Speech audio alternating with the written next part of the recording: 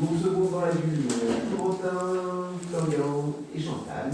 Bonjour à tous. Bonjour. Et nous allons parler donc du recueil hospitalier. Oui, alors le recueil dont on va vous parler aujourd'hui s'appelle De la célébrité, théorie et pratique. Donc, il a été écrit par Jean-Michel Hospitalier. Donc il y a un auteur qui est connu pour la phrase « J'essaie simplement de sortir de la poésie ». J'essaie simplement de sortir la poésie, de la clandestinité dans laquelle elle se trouve encore. Donc Jean-Michel Hospitalier, c'est un auteur qui est né en 1957.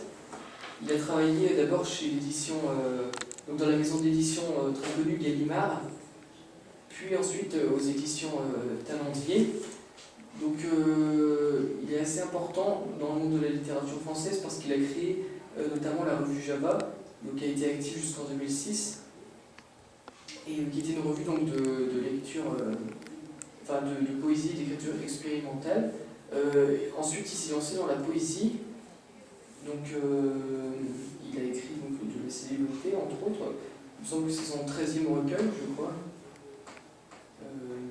Je crois que c'est le 13e. Il est devenu conférencier également, et il est connu non seulement en France mais à l'étranger, et il intervient souvent dans de nombreuses lectures performances. Donc c'est des lectures qui sont assez innovantes puisqu'elles sont mêlées à d'autres expériences artistiques comme la peinture ou même la vidéoprojection, etc. pendant qu'il lit son poème. C'est assez intéressant. Donc c'est avant tout un artiste, un poète, mais c'est aussi un batteur qui joue dans le groupe Prexley. Donc pour ma part, moi j'ai trouvé qu'il était meilleur écrivain que batteur, mais bon, on va dire que ça peut plaire à tout le monde. C'est un genre assez particulier, c'est du punk rock, mais il y a quelque chose de la patte qu'on retrouve chez Hospitalier, c'est quelque chose d'original, je trouve plutôt. Vous pensez que lorsqu'il écrit, ce n'est pas du punk rock? Non, c'est différent, c'est plutôt une critique de la célébrité qui est assez radieuse, on va dire, et qui est, on va dire, adepte du sophisme.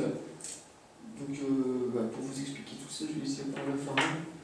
Donc, De la célébrité, théorie et pratique, est un recueil de poésie en prose de Jean-Michel Hospitalier, paru aux éditions 10-18 Poche et édité en 2012.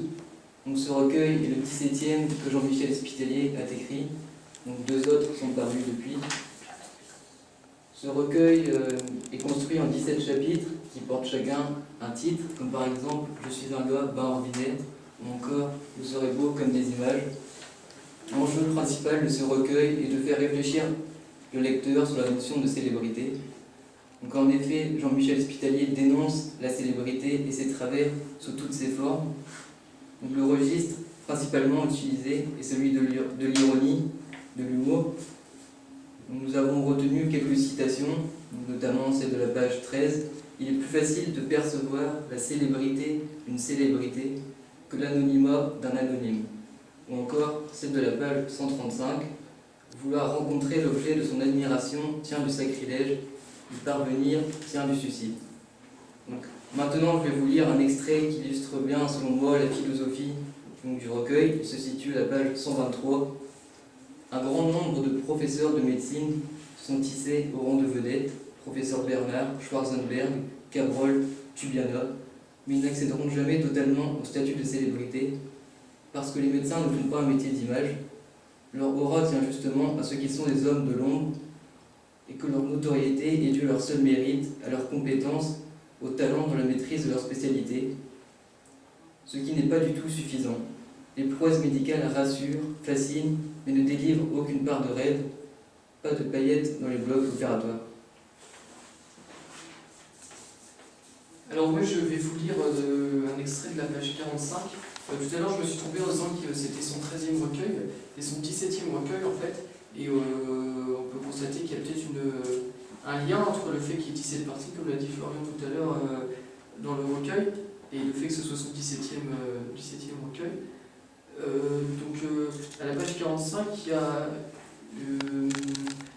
un texte qui est assez frappant en fait, qui parle d'Esther, mais d'une manière assez innovante, puisqu'il s'agit en fait d'une sorte de chiasme.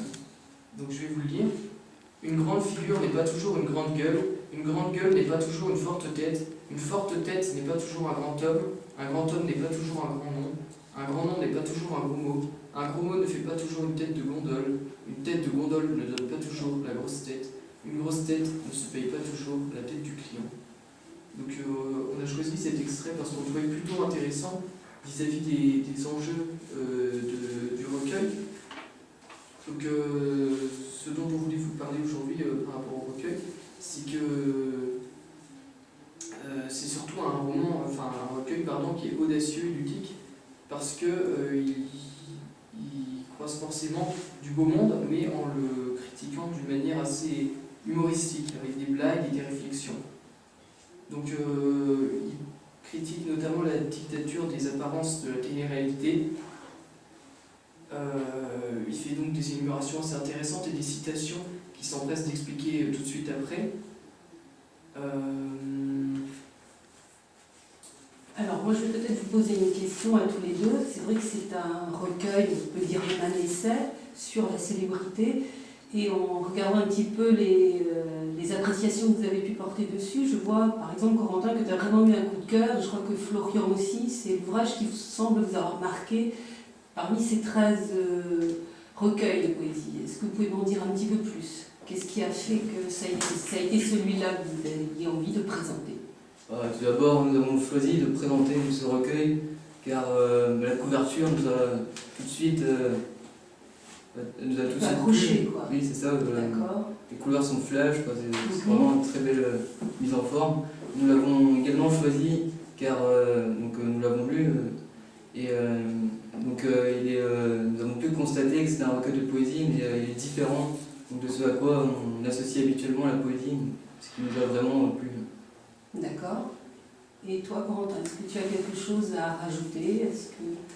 Comme a dit Florian, c'est vrai que la couverture est assez flash et ça tape tout de suite à l'œil. Et on sent que déjà ça va critiquer parce que rien que le fait que la couverture soit très colorée, donc là il y a surtout du rose et du vert à l'extérieur et qu'à l'intérieur ce soit tout en noir et blanc, on sent qu'il veut vraiment nous montrer la face cachée des choses. Et c'est pour ça d'ailleurs que la dernière page du livre, ça se finit sur un texte qui disparaît peu à peu, donc pour montrer que les stars sont comme des mots. Au départ, elles sont vraiment adulées, etc. Là, il a fait une liste de toutes les stars connues. Prévoyantes, en fait. Oui, très voyantes.